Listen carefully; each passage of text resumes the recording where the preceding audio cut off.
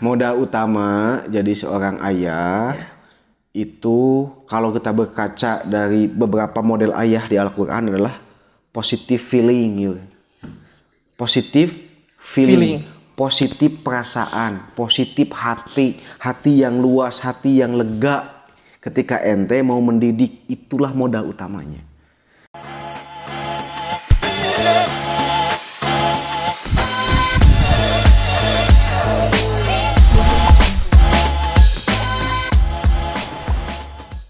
Assalamualaikum warahmatullahi wabarakatuh. Selamat malam. Kembali lagi di channel Bapak Milenial, channel kesayangan kita semua, bersama saya Yuri Ramadan. Oke, di video kali ini kita akan beda dari video sebelumnya. Kalau sebelumnya itu ngobrol, kalau sekarang itu Q&A.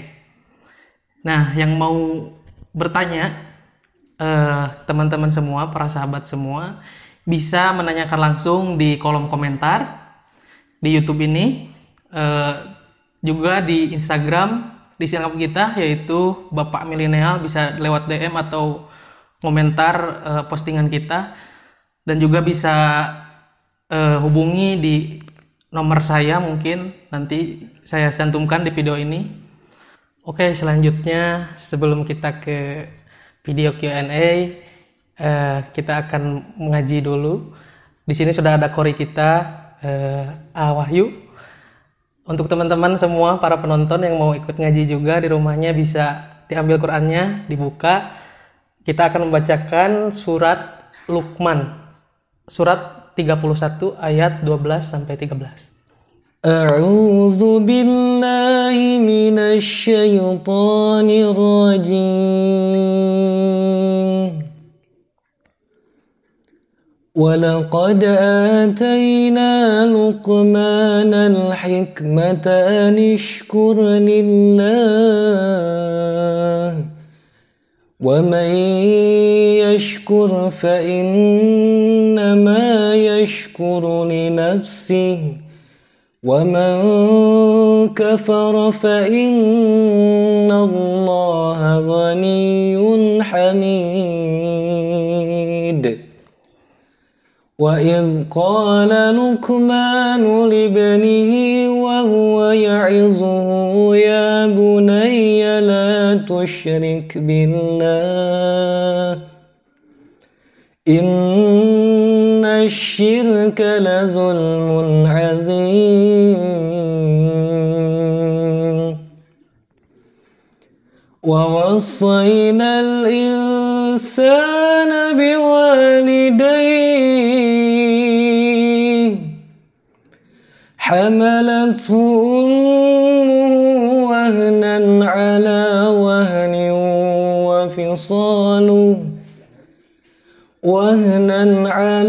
وهن وفصاله في عامين أن اشكر لي ولوالديك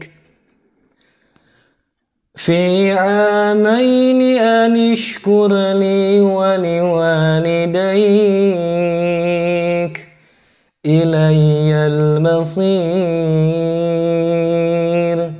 Shadaqallahul azim. Oke, terima kasih kepada Kang Wahyu yang telah melantunkan ayat suci Al-Qur'annya yang begitu luar biasa merdunya. Beliau ini adalah salah satu santri dari Baitul Happy Al Cikupa pesantren, yang dipimpin oleh si AA Fahrul Raji. Nah, kebetulan pada saat ini beliau sudah ada di samping saya yang akan melanjutkan video ini, yaitu Q&A. Oke Kang, kita lanjut saja ya ke Q&A. Kita buka pertanyaan-pertanyaan yang sudah masuk ke kita. Ada yang lewat komentar di YouTube dan di Instagram. Oke, pertanyaan yang pertama. Kita lihat, ini ada yang komen di salah satu video sebelumnya ya. Kita baca dari Ana Altopunisa, Teh Ana. Pertanyaannya nih, Akang izin bertanya Kang. Dari kemarin kan channel ini membicarakan kebapak-bapakan dan pemuda. Nah, saya mau nanya nih, gimana caranya jadi anak gadis supaya jadi ibu milenial? Terima kasih Kang. Mungkin ini dari sisi perempuannya. Oh, gitu dari ya. kemarin kan kita ngebahas tentang bapak milenial. Oh iya, laki-laki ya. Iya. Baik, bismillahirrahmanirrahim. Assalamualaikum warahmatullahi wabarakatuh. Terima kasih yang sudah atensi dan memberikan pertanyaan di kolom komentar YouTube maupun di Instagram kami di Bapak Milenial. Berkaitan dengan pertanyaan tadi dari saudara Ana ya. Ya. Mungkin ini kecengannya Abah ya gitu ya. Oh, apa? Yang saya nonton setiap episode Bapak Milenial gitu ya. Dari sisi pertanyaan bagaimana jadi anak gadis atau jadi ibu di era milenial mungkin kayak gitu ya. Iya. Maka yang pertama yang harus dijaga ketika di fase-fase gadis ini adalah menjaga fitrah diri sebagai seorang anak gadis. Ya gitu. Fitrah seorang anak gadis diantaranya adalah Allah menyebutkan fasolihat, qanitat, anak yang soleh. Soleh itu diantaranya adalah menjaga fitrah sebagai seorang wanita. Apa aja fitrah wanita itu? Satu, fitrahnya dia menjaga kesucian dirinya. Kesucian dirinya itu tidak mudah disentuh oleh lawan jenis, gitu. Tidak murahan, gitu ya. Barang yang mahal itu hanya boleh disentuh oleh ibunya, oleh orang tuanya atau oleh yang sudah muhrim gitu, Jadi suaminya ya. Jadi pertama adalah menjaga fitrah dirinya, menjaga dirinya dari hijab gitu ya. Pakai hijab, pakai jilbab, tidak dilihat aurat oleh orang lain non muhrim gitu kan, ini paling bahaya. Muhrim perempuan sampai mana kan hanya wajah saja dan telapak tangan gitu kan.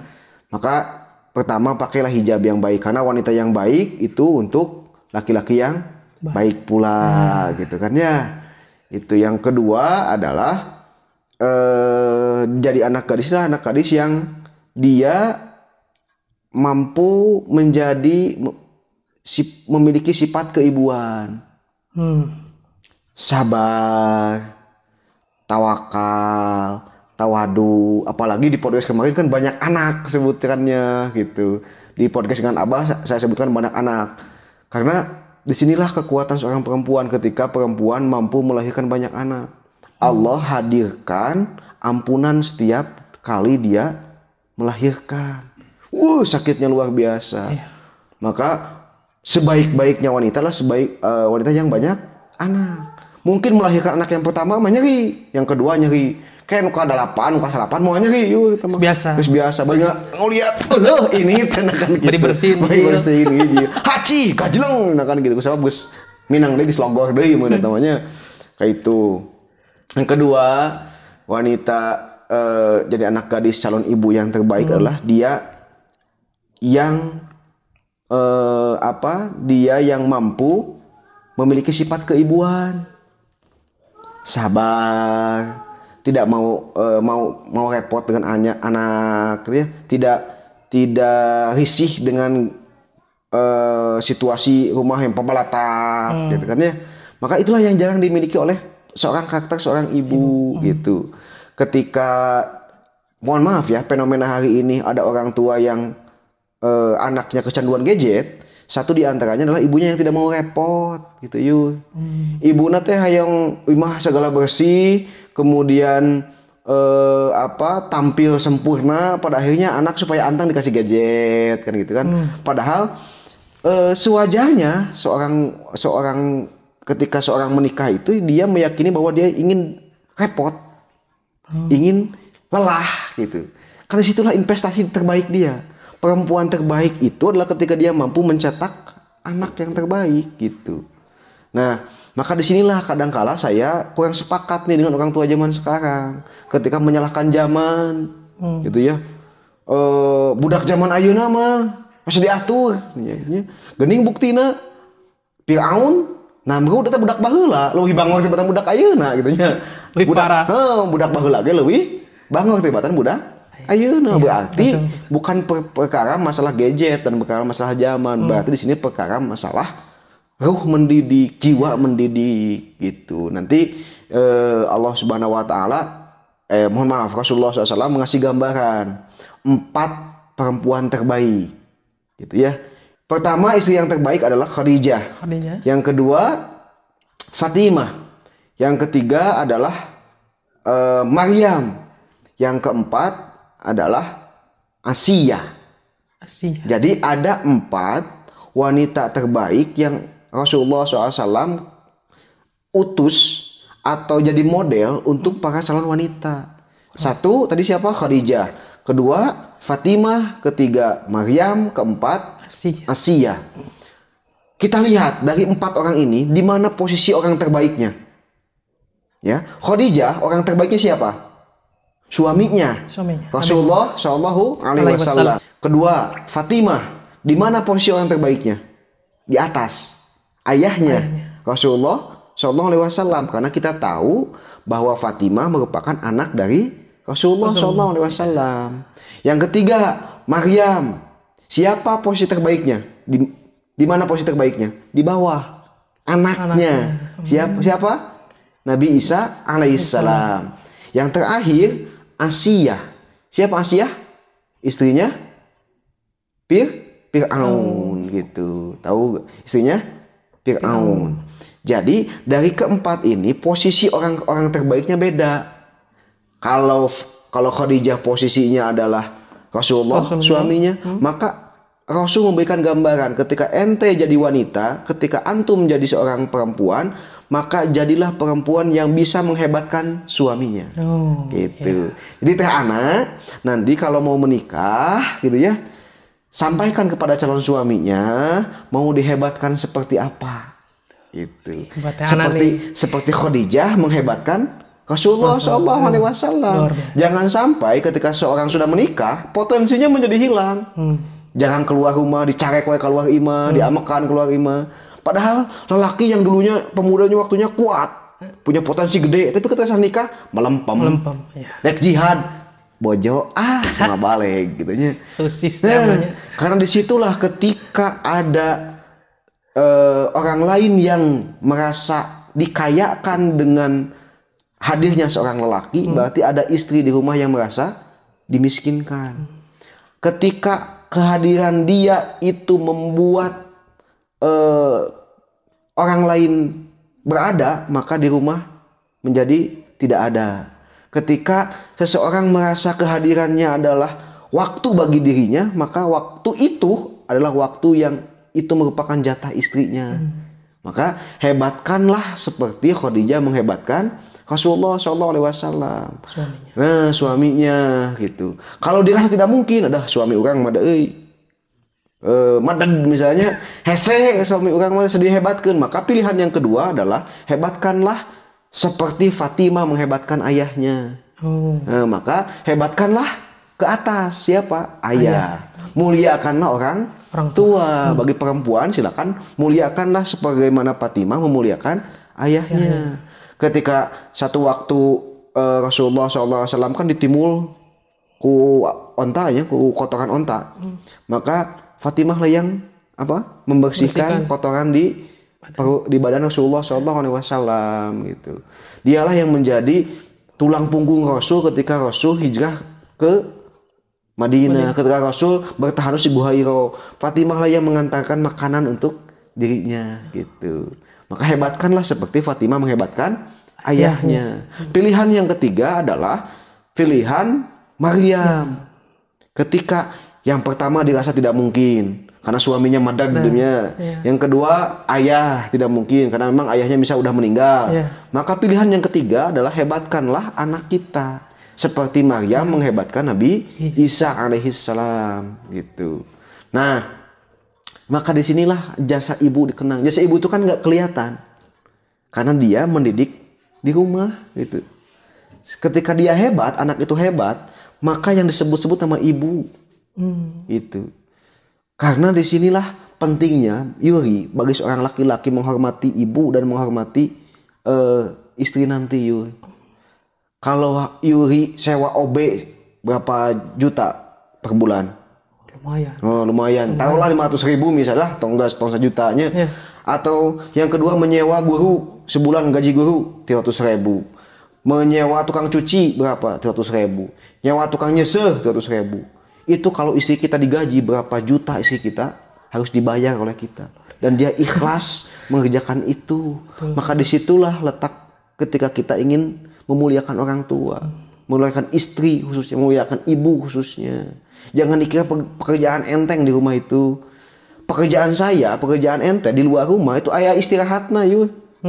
Itunya istirahatna ketika beres ngetik bisa bagi udut, jurinya kan misalnya coba ibu di rumah bagi masak, bagi ngais, yang itu ngadat, yang itu cerik, katakan pada akhirnya adalah repot, tidak ada waktu jeda gitu. Maka disitulah hebatkanlah anak sehebat Maria menghebatkan Nabi Isa alaihissalam. Yang terakhir adalah Asia. Itu ya. Asia posisi orang terbaiknya siapa? Nabi Musa alaihissalam. Gak ada hubungan nasab, gak ada hubungan darah. Maka ketika teh anak nanti jadi perempuan, jadi wanita, dirasa yang pertama ke suami tidak mungkin dihebatkan karena memang madad misalnya. Yang kedua adalah ke ayah dirasa gak mungkin karena sudah meninggal. Ke anak juga bisa ditakdirkan tidak punya anak atau anaknya malaweng gitu ya, malaweng.com, cacing calang gitu ya. Maka hebatkanlah orang lain. Hebatkan orang lain di komunitas itu, di kampung kita aya orang anu soleh, pintar ngaji, jago ngaji, ilmunya gede, maka hebatkanlah dia. Support segala bentuk perjuangan dia. Karena disinilah letak laki-laki itu kadangkala leeh ku awewe.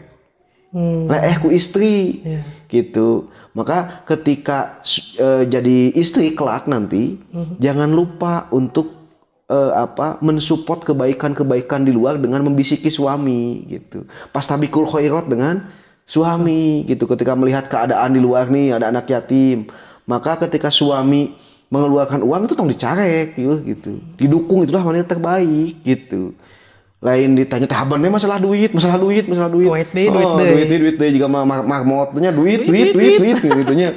Maka disitulah wanita terbaik, wanita yang didukung oleh mendukung suaminya. Begitupun suami yuk. Nih kita logika terbalik nih. Suami yang terbaik itu adalah suami yang memberi kebutuhan istri dengan sebaik-baiknya. Karena bagi seorang istri obat terbaik adalah belanja. Balanya sok. Wanita mana wae ge balanya dajak balanya cager. Buringas. Mun panas tiris tong dibawa ka dokter, bawa ka swalayan gitu. Cenah balanya damang insyaallah. Mamah enjing balanya teu jag-jag diisuk nanti gitu kan. Ulah tanya mamah enjing ka dokter. Panas tiris gitu. Sok naon. Ayang-ayang ada di pikiran orang wanita ketika dia besok diajak untuk ke dokter, ada di pikirannya apa? Suntik, kudu ngantri, bau, kudu minum obat, gitu kan ya. Beki ngedrop gitu ketika diajak ke dokter. Tapi coba mama, anjing ngomong balanjanya sawaragna gitu. Oh, jag langsung ngisuk kan saja itu ibu-ibu kan itu ya. Nah, gitu ibu-ibu mah. Jadi penting mah balanja we gitu. Dan jangan lupa beri nafkah sebanyak-banyaknya. Lelaki terbaik mah lelaki anu penghasilan dibikin KB kayak bojona gitu. Ketika Yuri suatu saat mengalami kehidupan seret, rezekinya mempet gitu ya misal, maka tanyakanlah ke istri Anda apakah betah jeung abin teu. Betah teu saila berhubungan dalam pernikahan dengan kita. Ketika dia merasa tidak betah, disitulah jangan-jangan rezeki itu kepenep ku eta gitu. Maka sebaik-baiknya suami adalah memberi rezeki full, sekuat tenaga berdarah daging untuk istri. Jadi nepikeun ka kieu, mamah ieu artos aya jajankeun. Mamah ieu aya deui jajankeun. Isukna aya deui jajankeun. Nepikeun ka ngomong kieu pamajikan teh, "Heup, bapak atas cekap eta." Laki terbaik mah gitu. Luar biasa mah gitu. Senang pamajikan teh bakal teh gitu. Ieu makan gaji leutik aya nungtut gede kan. Aku punya pamajikan teh nya gajina wae sabaraha bieu kan ya mun urang mayar pegawai kan kayak gitu ya. Susah. Gitu ya. Nah, kayak gitu, yuk. Luar biasa tuh, Tana pertanyaannya sudah dijawab nih sama Kang Fahru Roji. Selanjutnya kita bacakan lagi pertanyaan dari yang lain nih. Soalnya banyak sekali nih yang bertanya kita di dulu ya, YouTube kita. Batas. Oke, pertanyaan kedua nih dari Salman Al-Farizi. Mantap, maaf mau bertanya bagaimana cara memuliakan orang tua yang sudah meninggal. Terima kasih. Gimana tuh? Di apa itu, di YouTube ya? Di YouTube ini di video. Ya. Bagaimana memuliakan orang tua yang sudah meninggal dunia? Ya. 1, melanjutkan kebaikan-kebaikan orang tua yang kita yang sudah meninggal. Jadi ketika suatu saat, pasti ya orang tua Yuri pun akan meninggal dunia. Ketika orang tua Yuri sudah meninggal, segeralah temui teman-teman dekatnya. Tanyakan kebiasaan baik apa ayah saya. Hal-hal positif apa yang sering dilakukan oleh ayah saya. Atau tanya ke ibu, mah kira-kira ada kebiasaan apa yang itu belum saya lakukan gitu. Jadi lanjutkan kebiasaan-kebiasaan baik dari orang tua, karena disitulah akan menjadi investasi pahala buat orang tua di kemudian hari. Jangan sampai nanti ketika anak Yuri menanyakan kepada teman Yuri, kebiasaan bapak baheula ketika masih hidup naon? Gaple, uksa ke budak cerita ke dente, mau teh kartu gitu misalnya, atau kebiasaan bapak naon baheula ke ngora putsa terus gitu.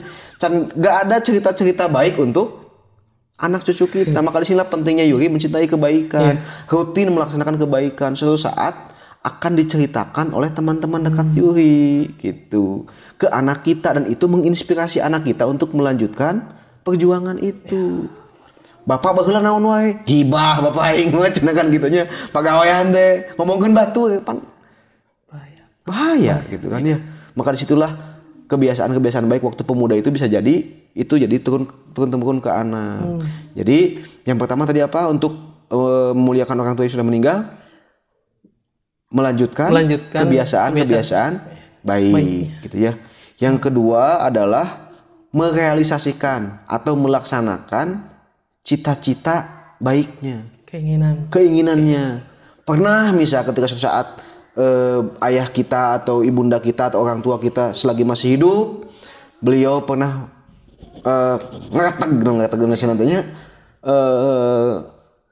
pernah terngiang dalam pikiran, dalam hatinya untuk melaksanakan mulai milik hayang misalnya haji atau hayang misalnya kurban atau misal sodako nyin masjid, maka itu menjadi sebuah PR buat anaknya untuk melakukan itu gitu. Itulah mengabdikan diri untuk kedua orang tua yang sudah meninggal gitu. Yang kedua adalah melanjutkan cita-cita baiknya. Ketika Bapak Yori ajengan, apal ajengan, proposal ajengan terajuan kiai gitu ya. Teka pikiran. Ajengan ketika Bapak Yuhi ajengan, maka suatu saat ketika Yuhi meninggal, lanjutkanlah keajengan itu, lanjutkanlah jiwa itu, gitu. Disitulah pahala terputus saya kadangkala saya merasa lebar.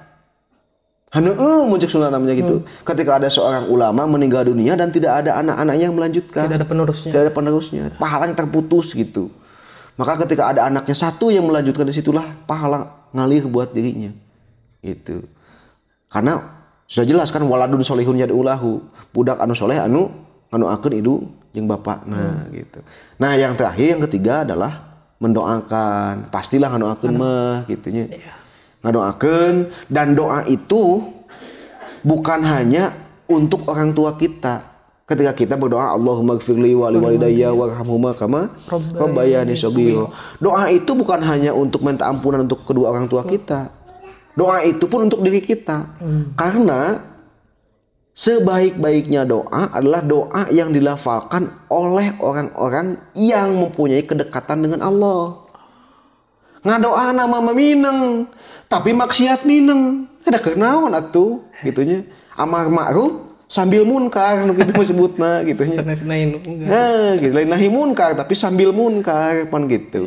Maka yang ketiga adalah ketika ente berdoa Allahumma gfirli wa liwalidayya warhamhuma kama rabbayani shaghira, itu doa itu sekaligus perbaiki diri. Karena peluang dikabul doa itu semakin lebar ketika disampaikan oleh lisan-lisan yang tidak pernah maksiat. Disampaikan oleh hati yang berusaha untuk mendekat kepada Allah. Disampaikan oleh pikiran yang senantiasa mendekat kepada Allah gitu. Ketika hati, pikiran, lisan dan sikap jauh ti Allah, ngadoa Allah magfirli wali walidayya, nya hese dikabulna gitu.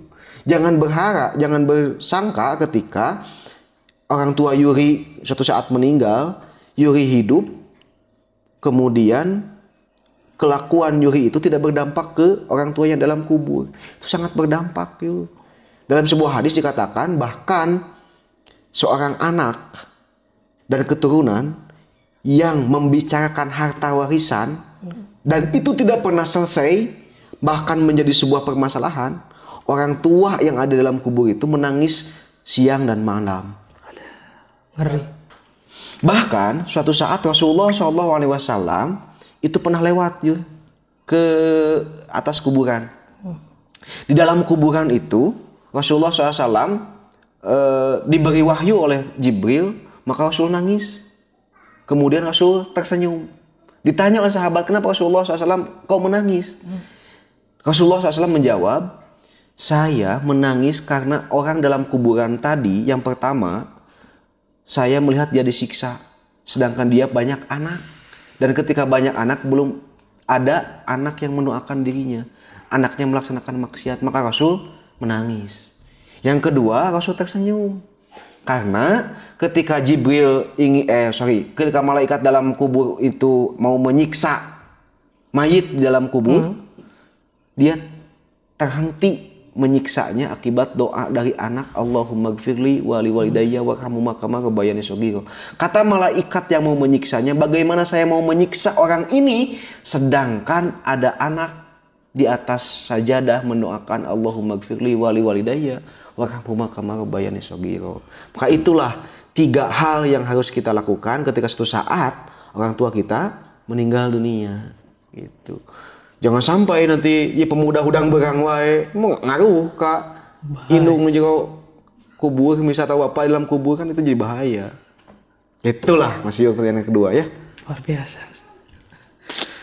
Oke itu Kang Salman nih, pertanyaan sudah dijawab sama Kang Faroroji.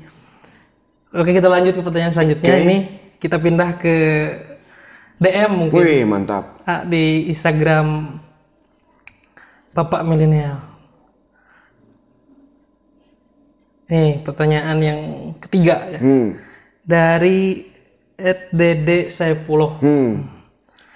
Seperti apa ruang lingkup pendidikan keluarga jika mau mendalami dan mau memulai? Oke. Baik. Pendidikan keluarga atau dalam ilmu sekarang bahasa gayanya parenting ya. Parenting itu bukan pendidikan bagaimana mengelola keluarga, enggak. Kurikulum yang pertama dalam pendidikan keluarga itu adalah kurikulum perbaikan diri. Perbaikan diri. Kayak nanti kita akan bicara di Quran surat Luqman. Luqman ini menjadi ayah yang terbaik karena dia memiliki hikmah. Hikmah ini datang dari Allah Subhanahu wa taala, dikirim ke Luqman akibat Luqman getol ngaji Quran. Lisan yang dia sampaikan lisan-lisan yang bukan hawa nafsu. Kan ayeuna kolot loba nu kieu nya budak urang badegong, hese dicarek dan sebagainya. Bisa jadi lisan-lisan yang dia sampaikan, lisan-lisan yang keluar dari pembicaraan yang keluar dari lisan itu adalah lisan-lisan nafsu. Bagaimana suatu saat anak itu ketika gede mampu melayani dirinya. Mampu mulang tarima cek bahasa kolot mah. Tapi ternyata modal pertama di pendidikan keluarga adalah perbaikan diri. Lisan-lisannya lisan-lisan Al-Quran, sikapnya sikap-sikap terbaik. Maka disitulah konteks pendidikan keluarga yang pertama, perbaikan diri seorang bapak. Ketika dalam satu rumah tangga ada masalah, yang salah itu bukan ibu. Catat yuk. Bukan ibu. Bukan ibu. Karena ibu itu adalah anggota keluarga, kepala keluarga nu salah nama. Bapak. Ya. Ada ada peribahasa dalam bahasa Arab, al-ummu madrasatul ula. Ibu itu adalah sebagai madrasah, sekolah untuk anaknya, gitu ya. Sedangkan ayah wa abu mudiruha, bapak sebagai kepala sekolahnya. Sekolah goreng anu salahkeun sayur, lain sekolah apaan? Tapi saha nu mimpin sekolah eta. Itu. Saha nu mimpin rumah tangga eta. Aya nu miskomunikasi di rumah tangga itu. Siapa yang tidak berperan? Ayah. Bukan ibu. Sehingga dalam Al-Qur'an pendidikan tentang keluarga banyak menyoroti ke ayah bukan ke ibu. Itu. Dalam dialog dalam Quran itu ada 16 dialog tentang orang tua. Dari 16 ini hanya 2 dialog anak dengan ibunya. 14 dialog ayah dengan anaknya. Berarti Allah memberi titik tekan bahwa yang harus berperan di rumah tangga itu bukan ibu dalam pendidikan itu, tapi ayah. Bapak pemegang kendali gitu. Ketika dalam satu rumah tangga ada problem, berarti di situlah peran ayah tidak berfungsi. Gitu. Kayak itu. Karena di podcast yang lalu saya katakan ayah itu sebagai iqamatun nizam, sebagai penegak aturan, sebagai pemimpin di rumah tangga. Gitu. Ayahnya tidak berperan ya wajar, rumah tangga kayak itu ka dieu gitu nya. Ka Tasik, nu ka Garut, ka Bandung misalnya. Pikiran teh karena memang tidak pernah dipersatukan oleh seorang pemimpin keluarga. Pertama itu perbaikan diri. Yang kedua adalah perbaikan hubungan dengan keluarga. Setelah memperbaiki diri, gato tahajud, cobaan mulai masalah keluarga misalnya. Longwa ngomean lah budak. Cobaan Senin Kemis puasa, cobaan tahajud gitunya. Maka bisa jadi Allah hadirkan hidayah di sana ke anak kita gitu. Gitu ya. Saya pernah dapat keluhan nih dari orang tua. Ketika anaknya sedih atur, dia coba bangun malam, tiap malam tahajud di kamar budakna yeuh. Allahu Akbar salat. Habis tahajud dia berdoa, Robbi habli minas sholihin, Robbi habli minas sholihin. Hari pertama anaknya gak bangun, hari kedua anaknya tidak bangun, hari ketiga mulai tahlilir akhirnya mulai ngeliuk. Dia mulai mendengar, dia minta kepada Allah, nangis, ya Allah jadikan anak saya ini anak soleh. Ya Allah minta, ya Allah sing soleh, ya Allah sing soleh. Maka doa itu didengar oleh anak. Kemudian sebulan kemudian anak itu mendapat hidayah dari Allah Subhanahu wa taala. Itu. Maka tadi yang pertama perbaikan diri, yang kedua adalah perbaikan hubungan dengan keluarga, hubungan dengan istri coba perbaiki. Coba muliakanlah istri. Capek kan tadi pegawaiannya. Coba jeung budak muliakan budak, tanya budak terus di mana, ngapain, sekolah kayak gimana kan tanya itu. Terlalu jarang naon? Komunikasi itu. Padahal anak kan di luar menghadapi badai nih. Dicemooh, dibully, bahkan mungkin bisa jadi di luar itu anak itu dikucilkan oleh temannya bisa. Ketika datang ke rumah, tidak ada tempat bagi dia untuk menyampaikan badai itu gitu. Sehingga badai itu terjadi di luar dan di dalam. Gitu. Maka disitulah redup oleh seorang ayah. Kenapa ayah? Karena ayah itu strong. Ibu itu kalau dicurhati ya, seorang ibu kalau dicurhati, dia bukan ngasih solusi. Mamanas inung mah gitu mana gitunya, atau kalau dikeheul ka jelema teh misalnya ketika Yuri mama abi teh digalakan ku si anu kieu si eta mah da wah kalaka minu ngomongkeun gitu lain mereka solusi. Maka di sinilah peran ayah. Atau nu kadua inung puntennya iman ka ibu-ibu, ketika curhat ke ibu daripada dapat solusi malah tambah sedih anak teh gitu, karena ibu kan perasaannya sensitif ya. Mama saya itu tadi dihina oleh teman saya, lain mereka suka cerik kan gitu. Cek budak teh kalah milu nambah masalah, cek budak aduh jadi lieur nih ka indung mah kan gitunya. Kalah jadi sedih, kau kan jadi sedih misalnya kan gitu. Bukan berarti tidak boleh ditanya sama ibu, tapi ibu nanti yang kedua setelah ayah gitu. Nah, atau yang ketiga, ketika curhat ke ibu gitunya, menyampaikan keluh kesah ke ibu, bukan dapat solusi, tapi malah dicarekan. Aya wae kalau gitunya. Udah maneh lah kan gitunya. Kan gitu, urang teh di luar dicarekan, balik ka imah dicarekan deui ban gitunya. Maka Anda nanti lihat kisah Haikal Hasan Tahu Haikal Hasan, Babe Haikal? Oh iya. Babe Haikal kan ya? Iya, Dia? iya, tahu. Beliau itu kan pernah bobolokotan dengan 4 temannya. Ketika dia pulang main bola habis sekolah, pakai seragam. Saya nonton di YouTube beliau pakai seragam, kemudian wah main letak cina gitunya. Kebetulan rumahnya berbaris di komplek gitu kan. Anak yang pertama ketika pulang indungna geus ke kieu. Wah dicabok gitunya.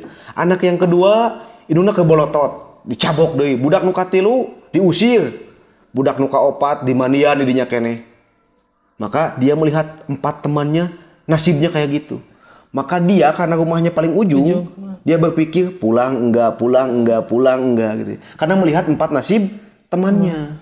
Maka ketika keberanian sudah terkumpul, dia memaksakan diri untuk mengetuk pintu sambil memasrahkan diri karena melihat nasib temannya. Tok, assalamualaikum. Tapi apa jawaban dari ibunya? Ibunya ketika melihat seorang Haikal Hasan kecil penuh dengan lumpur gitu ya, dia menyediakan air teh hangat. Saya kan Haikal minum dulu ini teh hangat. Sini Umi peluk, Umi cium. Badannya yang tadinya bersih jadi kotor. Kemudian dia